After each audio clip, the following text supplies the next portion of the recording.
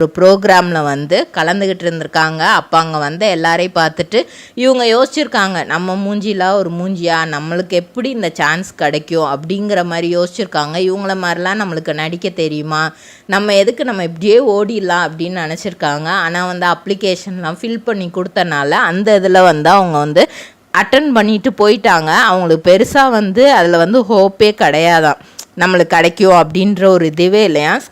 College படிக்கும் போதே part time ஜாப்லாம் பார்த்து தான் வந்து காலேஜ் ஃபீஸ் எல்லாம் கட்டியிருக்காங்க. ஏன்னா நம்மளை வந்து அம்மா பாட்டி தான் பார்த்துக்கிறாங்க.